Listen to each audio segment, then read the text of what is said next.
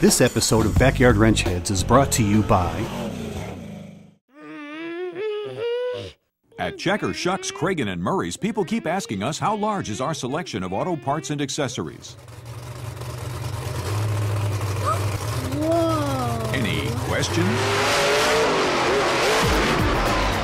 At Checker, Shucks, Cragen, and Murray's, nobody beats our selection of parts, accessories, electric generators, air compressors, and all kinds of power tools.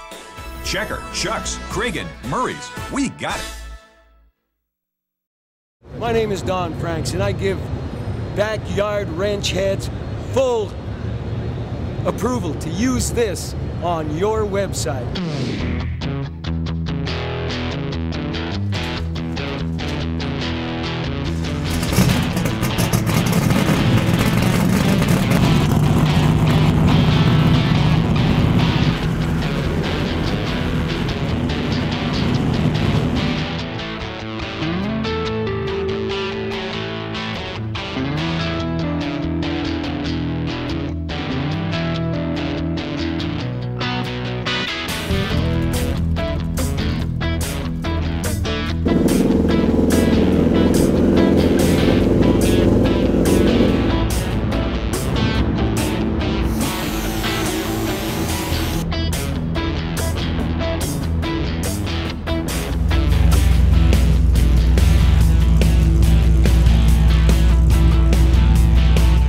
Sat out in line for 4.5 hours to get in because they had to clean the snow off the vehicles before they come in the building.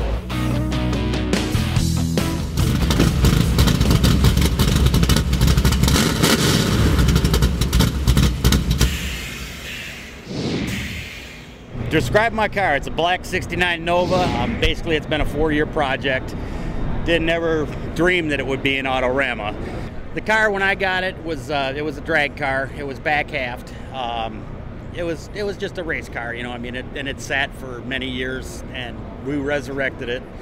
Took it to the corn crib and cut it up and redid it. 421 stroker with a 350 turbo hydromatic, 4400 stall. It's got a Dana 60, 456 gears. Turned out really good. When you got the time, you don't have the money. When you got the money, you don't have the time. So I'm Jerry, and I'm a corn crib backyard car building wrench head.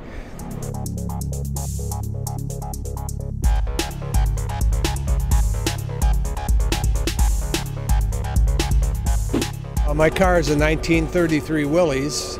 It was purchased in 1980, and we built it in a garage behind my house. The car was just a shell, but all the parts were there. It's a complete steel car, which is rare. There were 1,500 cars originally built, and we completely reconstructed all the standard parts. We softened up all the fenders and the running boards and aesthetically made it correct. It's a 520 cubic inch blown fuel Hemi, and the car was a home built. It took 28 years to construct. I'm just what's known as a working stiff.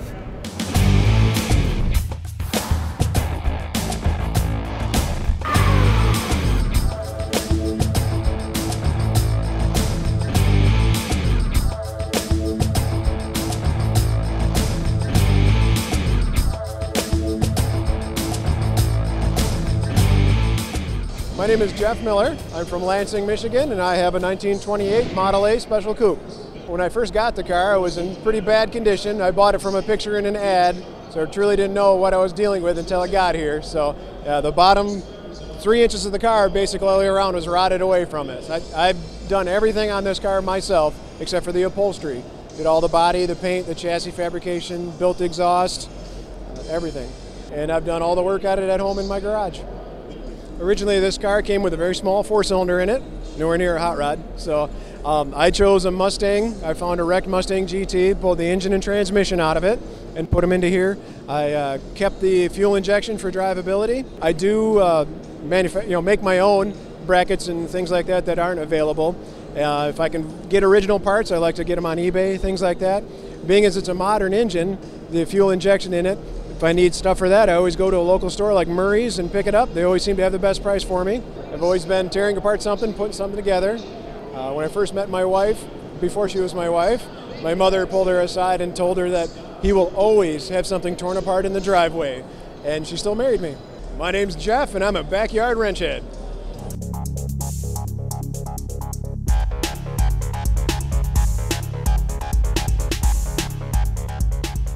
My name is Joe Payne, Pontiac, Michigan.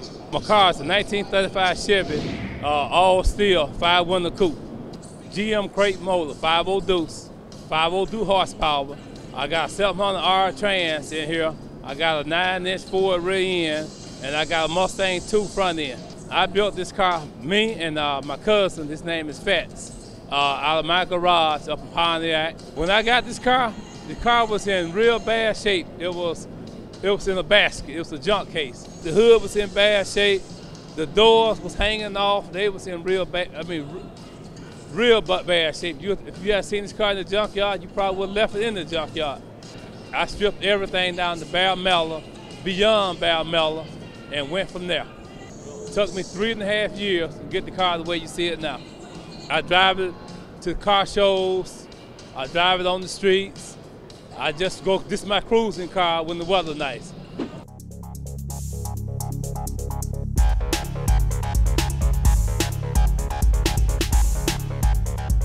Hello, my name is Todd Morava. I'm from Clinton Township, Michigan. This is my '66 Chevelle I've owned since high school. And we decided to resurrect it into this beautiful car that it is now. The powertrain in it is a 427-inch big block Chevy, built by me. It's got 14-to-1 compression pistons in it. It's got a set of handmade valve covers I built. I met my good friend Tony like 15 years ago through a mutual friend, actually his cousin, and we hit it off. And we're both car guys, and we love what we do. That's why we call it Project Passion.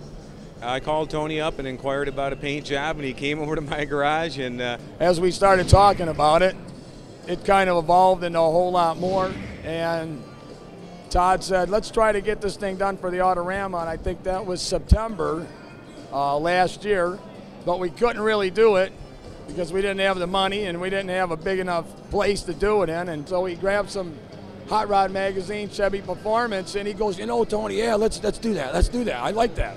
So as we put our minds together, you know, with what he knows and what I know, we struck this car up. I got a pole barn in Imlay City, and it's not real big, but that's where the thing was constructed at. It's in my home, in my back 10 acres. Well, I did the body work, the paint.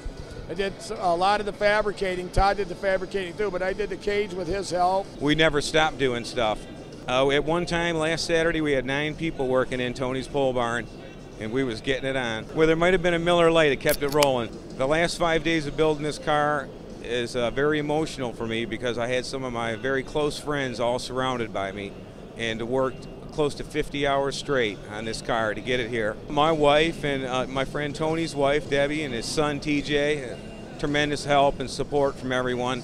I lost my job at GM this summer, and I love cars, and I figured that we'll just finish this car and hit the show circuit and see if we can get some work out of it. We want to build custom cars like this, and there's a market for it, and there's people out there, and we're hoping that through the internet and meeting people at car shows will bring it all together for us.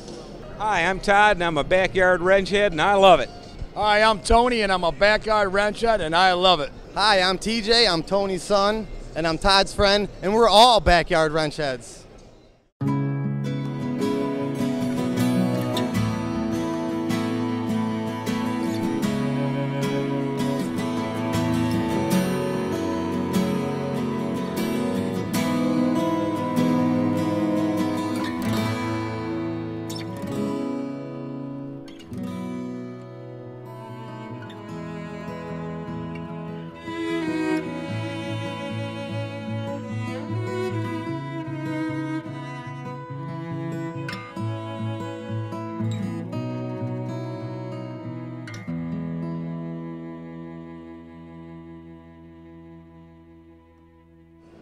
All right, my name is Mike Serto. This is my wife Linda, and we're from Milford, Michigan. This is a 1957 Chevy pickup. I did almost all the work on the car myself. I got a lot of hints and ideas From my fellow rodders in the Huron Valley rodders. It's got a 60 Chevy Dash, 502 engine, 700 R4 trans. It's got a Monte Carlo suspension. Monte Carlo front suspension to it. Dodge Dakota seats. When I want to clean it and detail it, I stop by Murray's and I get all my cleaning solvents and everything at Murray's Auto Parts. Our first date, she ended up on a hoist for about 3 hours. Well, I put headers on my car. They didn't fit right away, so 35 years ago we had to come to an understanding before we said I do. I said I do, and she said you will.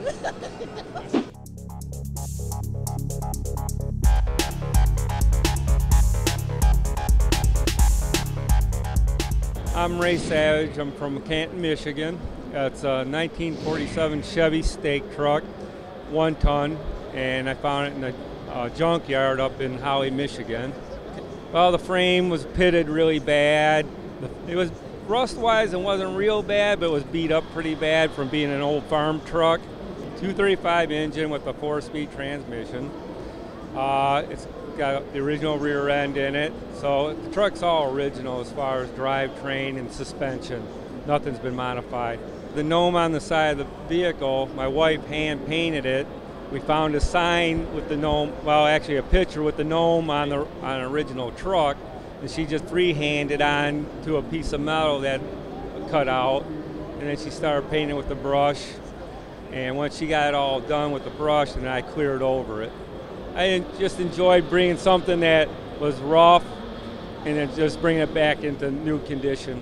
I have a garage in my backyard that's 30 by 65. I do have some friends that come over once in a while that like to get their hands dirty, and they're all my neighbors, so we're all car people, so we try to help each other out on the cars, what they specialize in and what I specialize in, and we just have a great time. Hi, I'm Ray. I'm a burners drinking backyard wrench head. Hi, I'm Gary Zaborowski, better known as the Boogeyman, from Riverview, Michigan, and I do all the work on my cars home in the garage. It's a 1937 Chevy pickup. When I started on it, it was a national conservation truck I found at a garage sale for $800. Yeah, I do all the sheet metal work myself. I just do the best I can with what I got to do it with. I reconstructed the headlights. Those are 1937 Ford headlights grafted into the front fenders. The hood sides are handmade. I made those home in the garage. Made the air cleaner match the hood sides. Made new running boards. Made a new pickup box for the back that's 11 inches shorter than a stock one. I can't tell you an exact number of how many cars I built, but my main goal in life is to have a new car in Cobo Hall every year. And I hang around with a lot of guys that are into the garage scene. The name of my car club is Motor City Rat Pack, and the reason we put it together was constructed of guys that build their own cars home in the garage. We don't ship them out, we don't farm them out, we build them ourselves. Yeah, our motto is, it's not what you buy, it's what you build. Build them from the heart, not from the wallet.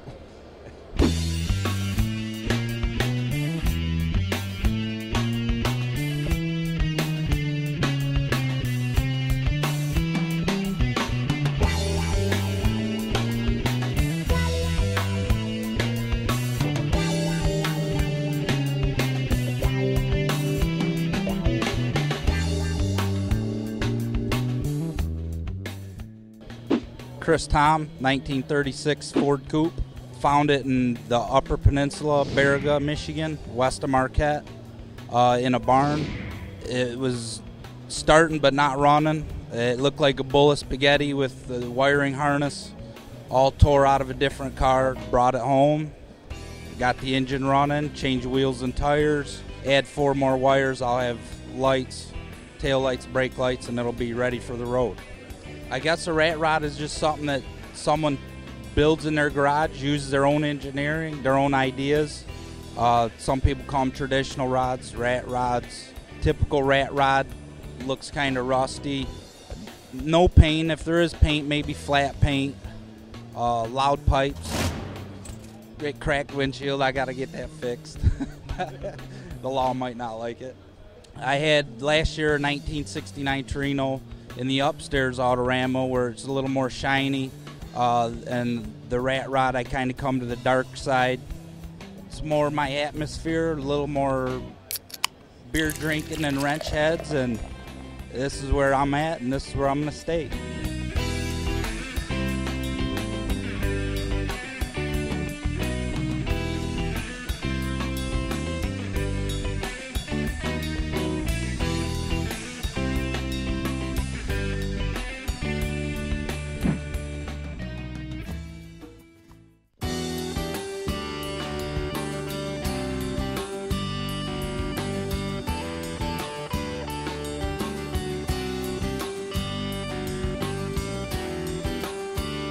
I'm Al, and I'm a backyard wrench head. I'm Joe. I'm a backyard wrench head. I'm Ron Shook. I'm a backyard wrench head. My name is Jack Nelson, and we're a backyard wrench heads racing family. I'm Ted Kovach, and I'm a backyard wrench head. I'm Chris Tom, and I'm a rat rod backyard wrench head. Hi, I'm Gary Zaborowski, the boogeyman, and I'm a backyard wrench head. Now let's go to the Motor City Casino. I'm Mike, I'm Linda. and we're backyard wrench heads. I'm a future backyard ranch head. My name is Don Franks, and whether you like it or not, I'm a backyard wrench head. Take that.